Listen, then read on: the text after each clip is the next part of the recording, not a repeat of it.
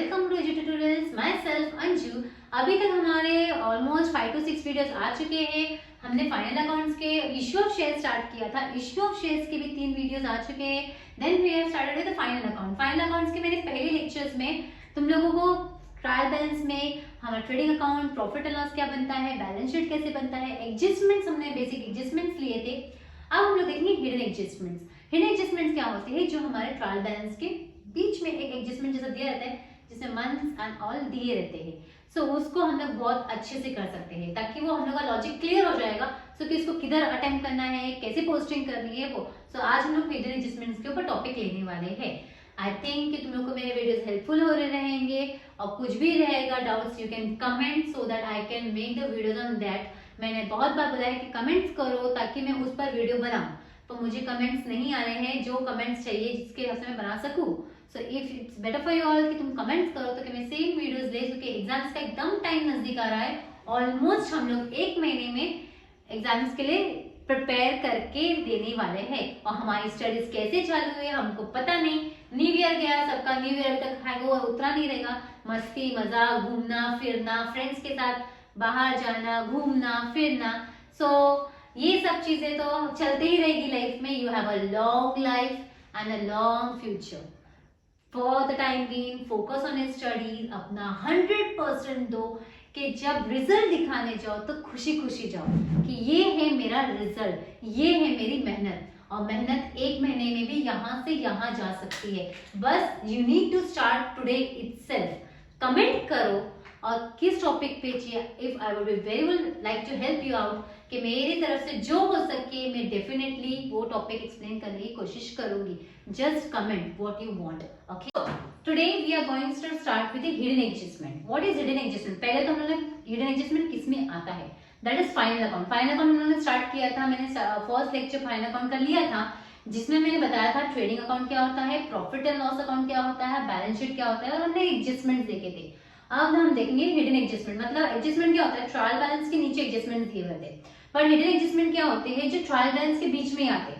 अब वो कैसे समझते हैं? उसमें वो नाम दिया रहेगा, ऐसे दिया रहेगा 10% इन्वेस्टमेंट ऐसा, या फिर कोई मंथ लिखा है, जैसे रेंट लिखा है 9 मंथ्स 10 मंथ्स ऐसा।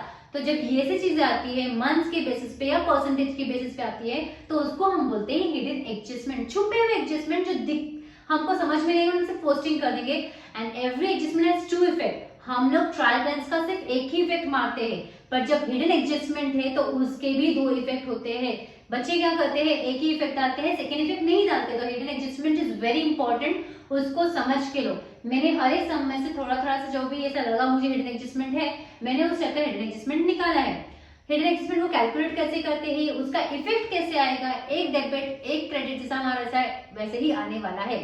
तो मेरा पहला एडजस्टमेंट है दैट इज फाइनल अकाउंट का 10% इन्वेस्टमेंट है, जिसका अमाउंट है 20,000। तुम टेक्स्ट बुक में मिडिल में देखोगे तो कहां ना कहां सब में ये एडजस्टमेंट्स है। हिडन मतलब ट्रायल बैलेंस के अंदर रहेंगे एडजस्टमेंट। 10% इन्वेस्टमेंट 20,000 बोला है, तो क्या करने का? हम लोग का अमाउंट कितना है? 20,000 लेने का। ठीक है, 20,000 के ऊपर 10% कैलकुलेट करने बोला, 10/100 करो। कुछ मंथ्स नहीं दिए हैं तो डायरेक्टली कैलकुलेशन 0 गया 0 गया 0 गया 0 गया, ना आ गया मेरा आंसर दैट इज 2,000। ठीक है, ऐसा नहीं आता डायरेक्टली 20,000 है 10% बोला, एक 0 कम कर दो, डायरेक्टली 2,000 आ गया। इसका इफेक्ट कैसा आएगा? इन्वेस्टमेंट किधर आता है मेरा? बैलेंस शीट असेट्स में आता है। किधर आता है? बैलेंस शीट के असेट्स में। तो ये जो 10% हम लोगों ने कैलकुलेट किया है वो होता है interest and investment. Interest investment investment में ऐड होगा, दैट इज बैलेंस शीट में इन्वेस्टमेंट में ऐड होगा। And second effect balance sheet का असेट है। असेट मतलब क्या हो गया? डेबिट है। तो दूसरा इफेक्ट क्या होना चाहिए हमारा? क्रेडिट, प्रॉफिट एंड लॉस के क्रेडिट साइड का है। Is it clear? ऐसा हमारा 10% इन्वेस्टमेंट, 12% इन्वेस्टमेंट, 20% जो भी इन्वेस्टमेंट का जो दिया रहेगा उसके बेसिस पे कैलकुलेट करना है। अमाउंट लेना है, जितना परसेंट बोला है कैलकुलेट करना है। इंटरेस्ट है वो, तो इंटरेस्ट और इन्वेस्टमेंट हमेशा इन्वेस्टमेंट में ऐड होता है। Is it clear? एक इन्वेस्टमेंट में बैलेंस शीट के असेट्स में डालो, दूसरा प्रॉफिट एंड लॉस के क्रेडिट साइड पे। एक डेबिट तो दूसरा क्रेडिट। असेट्स को हम लोग डेबिट कंसीडर करते हैं। ओके, तो उसमें इंटरेस्ट और इन्वेस्टमेंट ऐड करना। Is it clear? Second investment, advertisement for 9 months is 4,500। हमारा बैलेंस शीट कितने महीने का होता है? दैट इज 12 मंथ, 1 साल का होता है। 12 महीने 1 साल, दैट इज उतने महीने का ही होता है, ना उससे ज्यादा ना उससे कम। अगर ज्यादा भरा है तो उसको प्रीपेड बोलते हैं, कम भरा है तो उसको आउटस्टैंडिंग बोलते हैं। तो ये 9 मंथ्स का है, मतलब कम मंथ। कितने कम महीने हैं? 3 महीने, तो वो हो गया आउटस्टैंडिंग 3 मंथ्स का।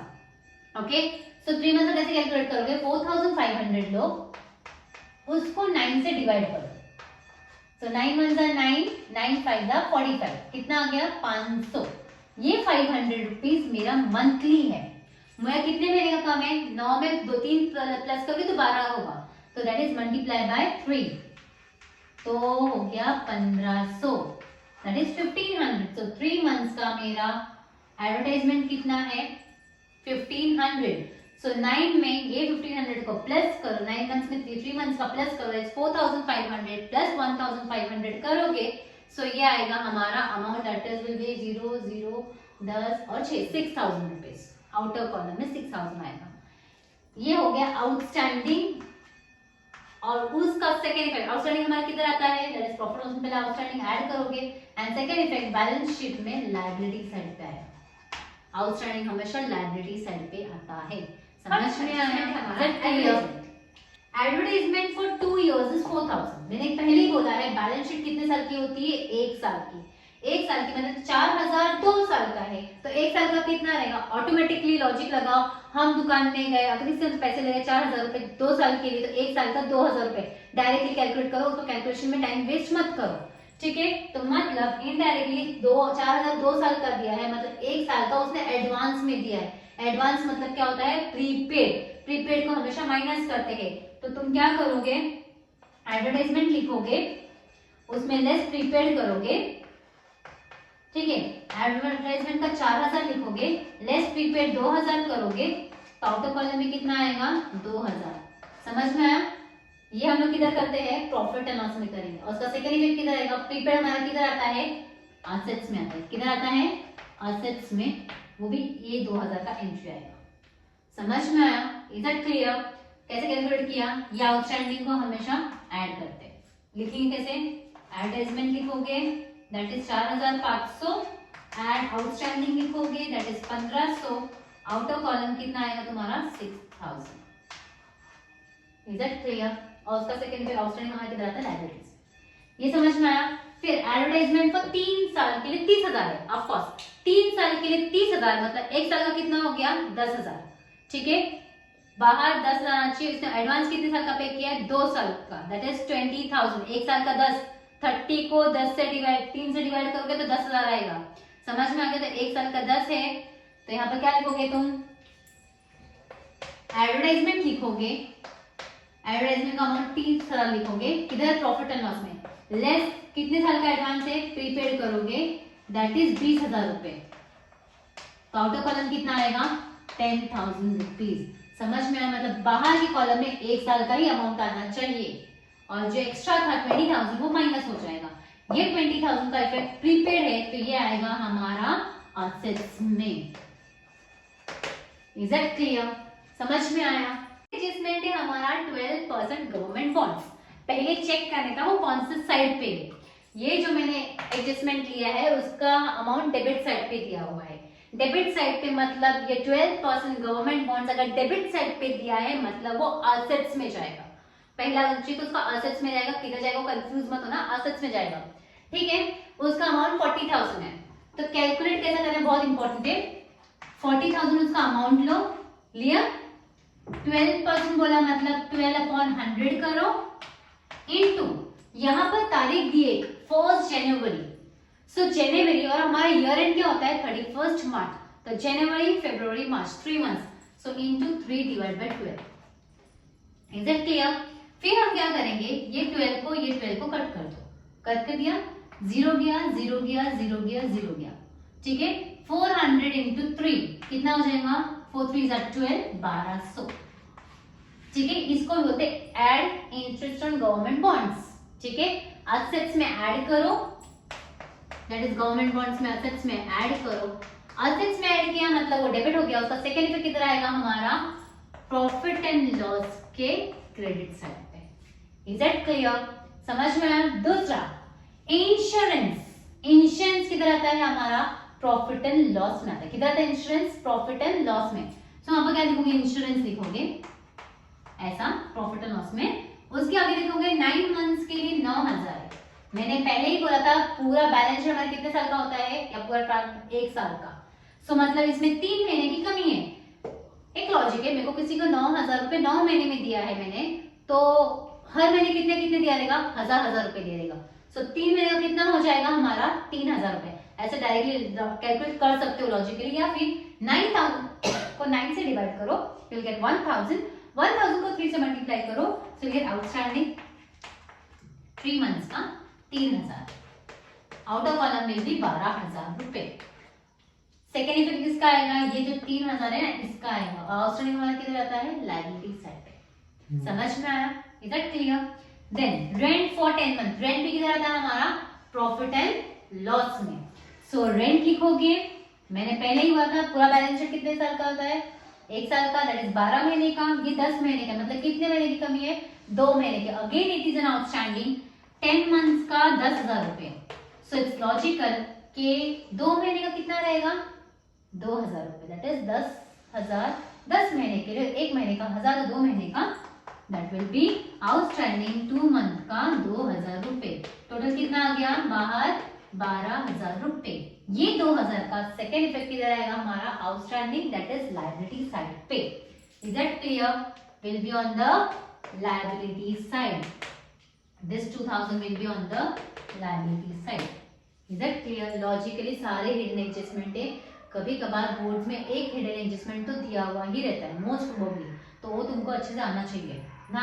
Last one is 10% bank loan. Last year 10% bank loan के ऊपर आया था, ठीक है।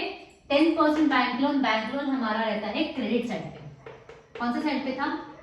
क्रेडिट साइड पे। मतलब बैंक लोन मेरा किधर आएगा? लाइबिलिटीज में आएगा। किधर आएगा बैंक लोन? लायबिलिटी साइड में, ठीक है। कैलकुलेट कैसे करोगे? 30,000 लो, उसका अमाउंट, उसका परसेंटेज दैट इज 10%, 10/100, और यहाँ पर तारीख दी है 1 अक्टूबर। अक्टूबर से काउंट करो मार्च तक के लिए। अक्टूबर, नवंबर, दिसंबर, जनवरी, फरवरी, मार्च, 6 मंथ। ज्यादा करो 3, 6 और 9 में नहीं होते। सो 6 मंथ, 6/12। Is that clear? अब क्या करोगे? ये 0 गया, ये 0 गया, ये 0 गया, ये 0 गया, cut. Okay, 6 1s are 6, 6 2s are 12. Okay, 2 1s are 2, 2 1s are 2, एक बचा, 2 5s are 10, 0 0। कितना आया मेरे को? 1500। समझ में आया? If you don't know you can divide and solve, ठीक है। 1500 आया, 1500 बैंक लोन का इंटरेस्ट ऐड करो बैंक लोन में, दैट इज लायबिलिटी साइड पे तुम उसको ऐड करो, लायबिलिटी साइड में उसको ऐड करो। एंड सेकेंड इफेक्ट, लायबिलिटी मतलब क्या हो गया? क्रेडिट साइड हो गया। तो सेकेंड इफेक्ट क्या होना चाहिए मेरा? Debit side, that is profit and loss के डेबिट साइड पे। Is that clear? I hope कि तुमको एडजस्टमेंट समझ में आए रहेंगे। मैंने सारे हिडन एडजस्टमेंट अप्रोक्सीमेटली लिए हैं इसमें, जो भी आ सकते हैं मेरे को। So you can just refer it कि वो एक मार्क की वजह से तुम्हारा सम टैली नहीं होता है।